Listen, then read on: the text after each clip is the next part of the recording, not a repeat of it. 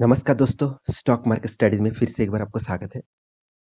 तो नया साल के बहुत-बहुत पहले से बहुत शुभकामनाएँ और आपको और आपके सारे फैमिली को मेरे तरफ से बहुत शुभकामनाएँ। तो आप मेरे साथ जुड़े हुए हैं, तो इसलिए आपको भी बहुत धन्यवाद। तो चलो आज मैं फिर से एक नया स्टॉक के बारे में यहाँ पे बात करने वाला हूँ।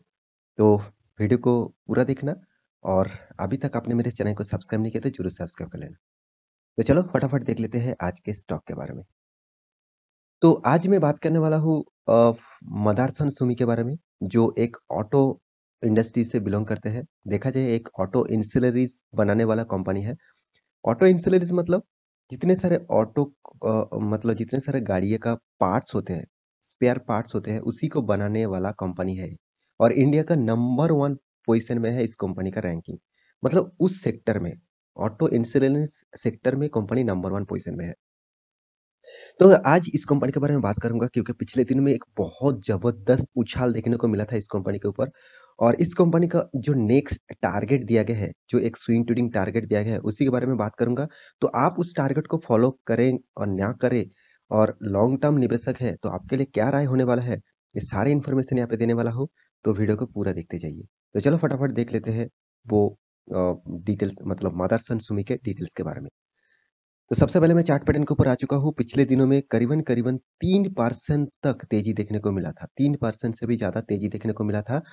तो एक्चुअली देखा जाए मार्केट जो क्लोज़ हुआ था 215.10 इस रेंज से देखा जाए 221.50 इस रेंज तक इसका ग्रोथ देखने को मिला। तो इस रेंज से ऑब्वियसली ग्रोथ देखने को मिला। तो टोटली जो देखा जा रहा है, तो यहाँ पे ऑब्वियसली 215.10 से 221.50 तो ये जो रेंज है, ये रेंज ऑब्वियसली एक अच्छा खासा तेज़ी देखने को मिला पिछले दिनों में। तो एक्चुअली कंपनी का मैं मैक्सिमम चार्ट पैटर्न आपको दिखा दूँ, 5 दिनों में देखा जाए तो करीबन 3% तक तेज़ी और जो तेज़ी है वो पिछले दिनों की तेज़ी से ही यहाँ पे कैलकुलेट किया जा रहा है। 1 मंथ में देखेंगे तो 3% तक पॉज़िटिविटी में है। 6 मंथ में देखेंगे तो 9% तक यहाँ पे डाउनफॉल देखने को मिला है। 1 साल के लिए आप देखेंगे म तो तो करीबन-करीबन 35% का यहाँ पे रिटर्न आपको मिला है। 5 साल में आप देखेंगे तो करीबन 50% तक आपको रिटर्न मिला है और मैक्सिमम चार्ट पैटर्न आप देखेंगे तो करीबन 1,84,000 400 तक आपको रिटर्न मिला है। मतलब कितना बढ़िया रिटर्न आपको मिला है। कंपनी का प्राइस रेंज मात्र 12 पैसे, 15 पैसे इस तरीके से कुछ देखने को मिला था 1999 में। तो यहाँ पे मैं एनएससी का वेबसाइट ओपन करके रखा हूँ, आप बीएससी देखेंगे तो और भी नीचे आपको देखने को शायद मिल सकता है। तो उसके बाद जिस तरीके से कंपनी परफॉर्मेंस किया है, तो एक ज़बरदस्त परफॉर्मेंस हुआ था, उसके बाद थोड़ा-सा यहाँ पे रिकवरी हुआ। यहाँ पे जो रिकवरी है 2018 के बाद हर कोई ऑटो सेक्टर में रिकवरी हुआ है और यहाँ पे कोरोना के सिचुएशन के बाद यहाँ पे भी ज़बरदस्त गिरावट देखने को मिला था। तो इस कंपनी के ऊपर मैं बहुत पॉज़िटिविटी हूँ क्योंकि कंपनी का जो बिज़नेस मॉडल है, कंपनी का जो बिज़नेस परफॉर्मेंस है, वो बहुत ज़बरदस्त है। इस कंपनी के ऊपर आप निवेश करके रखे हैं, तो आपको हमेशा पॉज़िटिविटी लेकर ही चलना होगा क्योंकि कंपनी का परफॉर्मेंस कुछ अच्छा खासा मुझे देखने को मिलता है। हाँ, कुछ नेगेटिविटी भी है, मगर कंपनी जिस फ़ील्ड में काम कर रहे हैं, वो फ़ील्ड हमेशा के लिए बने रहेंगे। क्योंकि मान के चलिए आप गाड़ियाँ तो बनाना बंद नहीं होगा और गाड़ियाँ का जितने सारे पेयर्स पार्ट्स है उसको तो बनाना ही पड़ेगा, तो इसलिए इस कंपनी को हमेशा काम मिलता रहेंगे।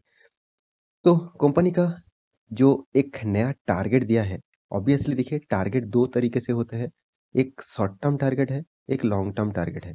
लॉन्ग टर्म मतलब आप निवेशक हैं तो उसके लिए आपको लॉन्ग टर्म सोचना होगा और आप शॉर्ट टर्म स्विंग ट्रेडिंग करना चाहते हैं और उसके लिए आपको शॉर्ट टर्म टारगेट देखना होता है।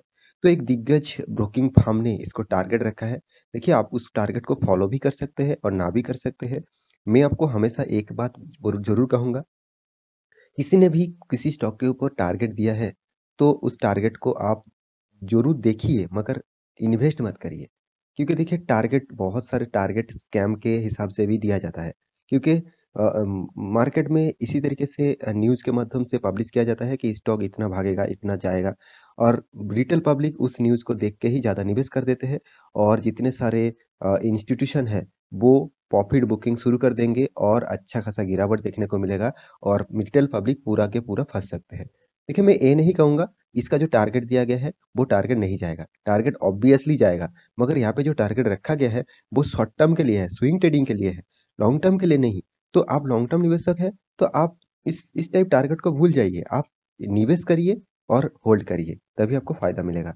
तो चलो पहले टारगेट देख लेते हैं। तो यहाँ पे देख सकते हैं जो रिकमेंडेशन दिया जा रहा है, आप यहाँ पे पूरा डिटेल्स देख सकते हैं। बाय बाय मदरसन सुमी यहाँ पे देखिए सिस्टम टारगेट प्राइस 300। अभी कितना चल रहा है? अभी एक बार प्राइस रेंज देख लीजिए 221 इसका अभी प्राइस रेंज चल रहा है। मतलब मान के चलिए 220 रुपया चल रहा है, तो 300 रुपये तक इसका टारगेट रखा है। बहुत बढ़िया टारगेट। और किसने रखा है? एमके ग्लोबल, एक दिग्गज इंस्टीट्यूशन है, एक दिग्गज इन्वेस्टर है। मतलब इन्वेस्टर मतलब एक इंस्टीट्यूशन इन्वेस्टर है।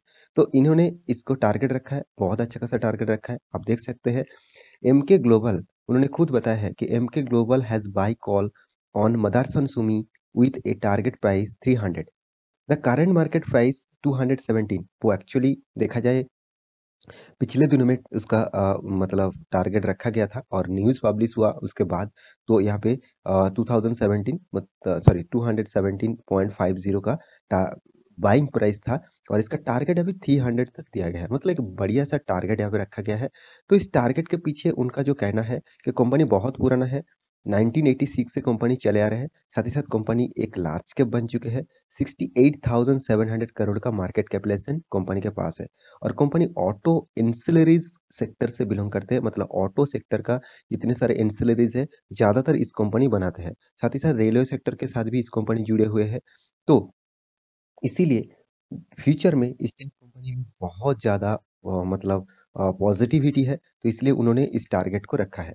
देखिए, मैं पहले ही बता चुका हूँ, आप इस टारगेट को फ़ॉलो करिए, देखिए ज़रूर, मगर कोई भी टारगेट को देख के निवेश मत कर देना।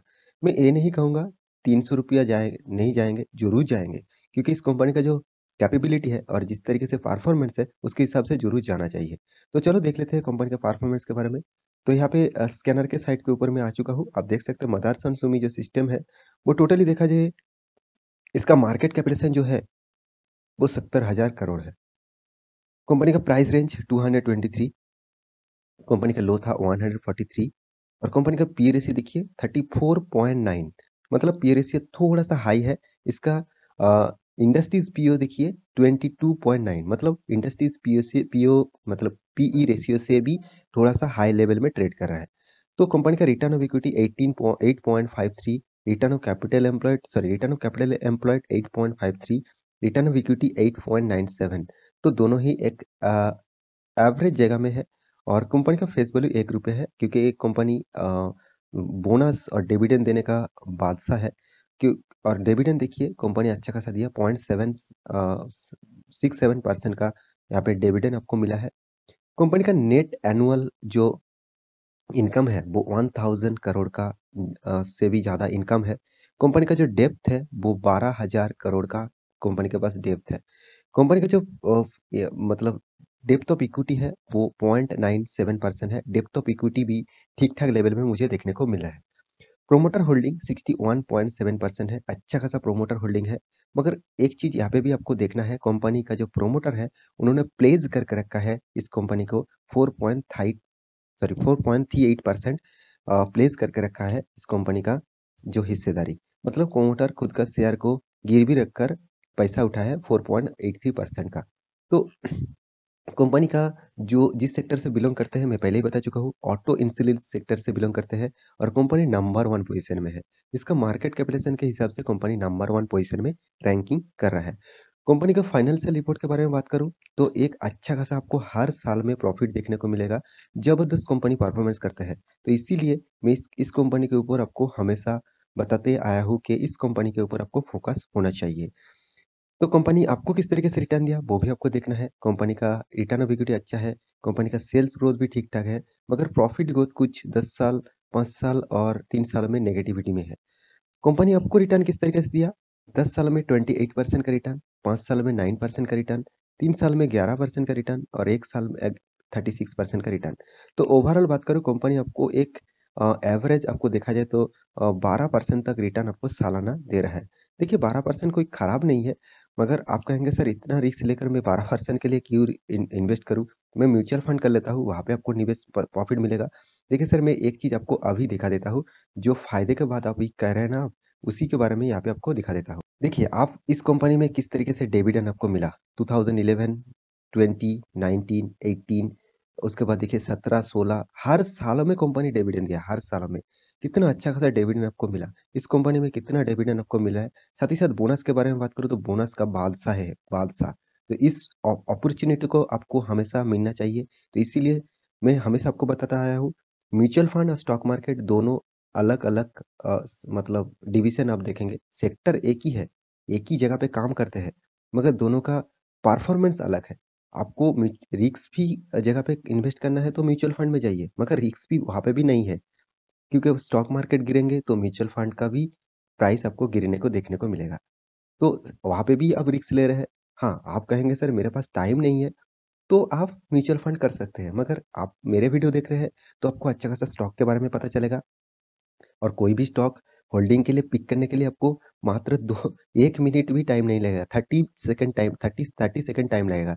तो देखिए कंपनी किस तरीके से आपको बोनस दिया, इतना बोनस मिला मतलब आप मान के चलिए करीबन-करीबन कंपनी 7 से 8 बार बोनस दिया है। 2005 से आप निवेश करके रखे थे, तो आपका मतलब टोटल देखा जाए बोनस मिलने के बाद आप 100 शेयर खरीदारी कर रखे थे और अभी 1000 शेयर के ऊपर आपको शेयर हो चुके हैं। तो इसका इसका फ़ायदा तो आपको म्यूचुअल फंड नहीं देंगे, तो इसके ऊपर आपको ज़रूर फ़ोकस होना चाहिए। तो कंपनी का जो हिस्सेदारी है, आप देख सकते हैं प्रोमोटर के पास 61% होल्डिंग है, एफआईज़ के पास 16%, डीआईज़ के पास 13%, पब्लिक के पास 8%। देखिए इंस्टीट्यूशन भी यहाँ पे माल अच्छा खासा खरीद के रखा है, क्योंकि उसको भी पता है इस कंपनी में अच्छा खासा फ़ायदा, साथ ही साथ बोनस डिविडेंड मिलता है। तो आशा करता हूँ सारी जानकारी आपको मिल चुका है। तो मैं फिर से एक बार डिस्क्लेमर देना चाहता हूँ। टारगेट 300 क्या मेरे तो टारगेट है 500 से ऊपर। तो मैं टारगेट रखा हूँ 500 के ऊपर, मगर वो 500 कब जाएगा? 2 साल, 3 साल, 5 साल, 10 साल में जाएगा, वो पता नहीं। मगर 500 जब तक नहीं जाएगा, मैं शेयर बेचने वाला नहीं हूँ। तो आप इस टारगेट को मत फ़ॉलो करिए। शॉर्ट टर्म जो टारगेट दिया गया है, उसको मत फ़ॉलो करिए। आप निवेशक हैं, तो निवेशक की तरह ही सोचिए। तो आशा करता हूँ सारी जानकारी आपको मिल चुका है। तो मेरे वीडियो अच्छा लगे तो लाइक करना, दोस्तों के साथ शेयर भी करना, चैनल को सब्सक्राइब भी करना। मिलते हैं अगले स्टॉक लेके, तब तक के लिए अच्छे से रहिए, अपना ख्याल रखिए। Bye bye.